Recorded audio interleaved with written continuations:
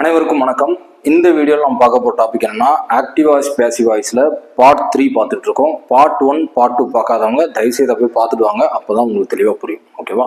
So part 3ல part 1ல் present tense பார்த்தோம், part 2ல past tense பார்த்தோம், இப்போ பார்ட் 3ல ஃபியூச்சர் டென்ஸ் பார்க்க போகிறோம். ஓகேவா? இதோட active voice passive voice over. ஓகேவா?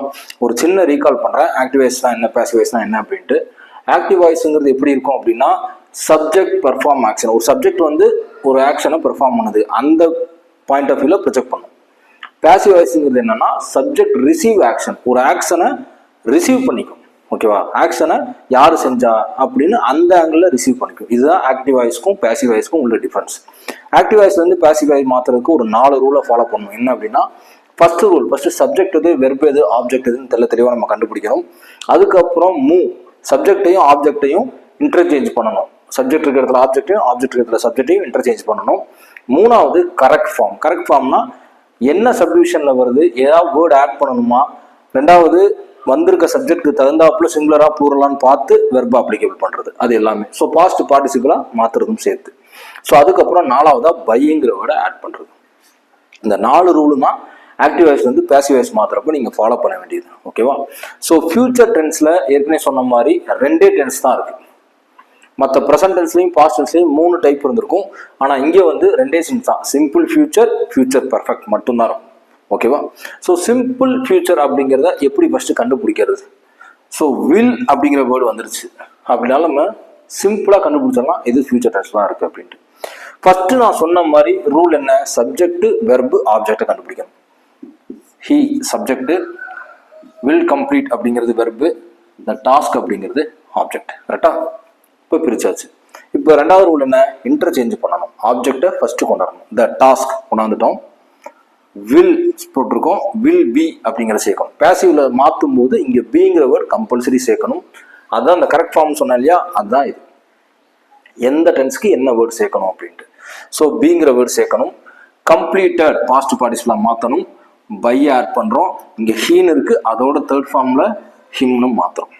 ஓகேவா? த task will be completed by him. இது தமிழ்ல சொல்லணும்னா he will complete the task. அவன் டாஸ்கை முடிப்பான்.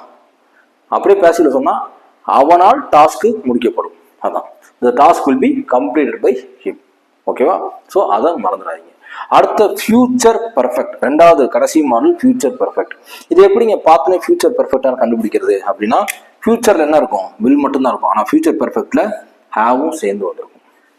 ஓகேவா? கம்பல்சரி ஹேவும் சேர்ந்து வந்திருக்கும். அதை வச்சு நம்ம ஃபியூச்சர் பர்ஃபெக்ட்னு ஈஸியாக கண்டுபிடிச்சிட முடியும். இப்போ இதே மாதிரி ஃபர்ஸ்ட் சப்ஜெக்ட் எது, வெர்ப் எது, ஆப்ஜெக்ட் எது நம்ம கண்டுபிடிக்கணும். தேங்கிற சப்ஜெக்ட், வில் ஹாவ் சால்வ் அப்படிங்கிறது வெர்பு, த ப்ராப்ளம் அப்படிங்கிறது ஆப்ஜெக்ட். ஸோ வில் அப்படிங்கிறது ஆக்சிலரி வெர்பு, இதுவும் டூ ஃபார்ம் வெர்பு, இது மெயின் வெர்பு. எல்லா வெர்பையும் நீங்கள் வெர்பு தான் எடுத்துக்கணும். ஓகேவா? ஸோ இப்போ அதே மாதிரி மாத்திரம் த ப்ராப்ளம் ஆப்ஜெக்ட் முன்னாடி கொண்டாந்துட்டோம், வில் சேர்த்துருக்கோம், ஹாவ் அப்படியே போட்டிருக்கோம், ஹேவோட பீன் சேர்க்கணும். இங்க எப்படி பி சேர்த்தமோ அது மாதிரி இங்க பெர்ஃபெக்ட்ல பீன் சேர்க்கணும். ஃபியூச்சர் பெர்ஃபெக்ட்ல பீன்ங்கிற வார்த்தை கண்டிப்பா சேர்க்கணும்.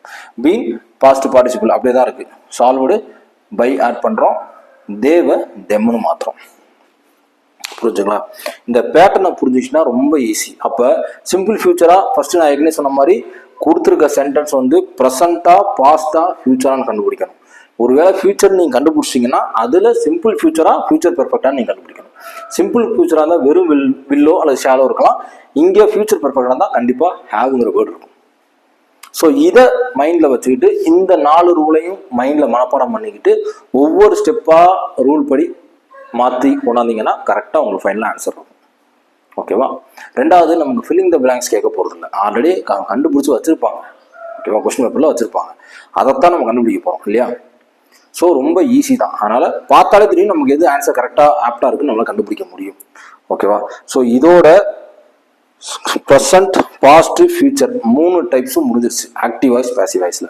இப்போ பேசிவ் வாய்ஸ்ல இருந்து ஆக்டிவ் வாய்ஸ் சொல்றாங்கன்னு வச்சுக்கோங்களேன், அப்படியே இதை அப்படியே ரிவர்ஸ் பண்ணணும். அவ்வளோதான், புதுசாக ஒன்றும் படிக்க தேவையில்ல. ஆக்டிவ்ல இருந்து பேசிவ்க்கு என்ன ஃபாலோ பண்ணணும், சப்ஜெக்ட் வெர்பு ஆப்ஜெக்ட் இருந்தோமா அதை அப்படியே ஆப்ஜெக்ட் முன்னாடியும் சப்ஜெக்டா மாற்றணும், சப்ஜெக்ட் ஆப்ஜெக்டா மாற்றணும். அதே மாதிரி மூவ் ஆன் பண்ணிட்டு அந்த கரெக்ட் ஃபார்முக்கு என்ன மாற்றணுமோ அதை மாற்றணும், பையை ரிமூவ் பண்ணணும். இதுதான் இங்கே என்ன ஆட் பண்ணுறோமோ அதை அங்கே ரிமூவ் பண்ணணும் பேசிவ்லேருந்து ஆக்டிவ் மாத்திரப்ப. சரிங்களா?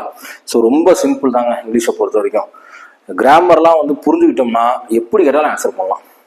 தெளிவாக புரிஞ்சுக்கிட்டோம்னா ஓகேவா. ஸோ இந்த போர்டு ப்ரெசன்டேஷனும் நான் போர்டில் நடத்துறதும் உங்களுக்கு யூஸ்ஃபுல்லாக இருக்கும்னு நம்பியிருக்கேன்.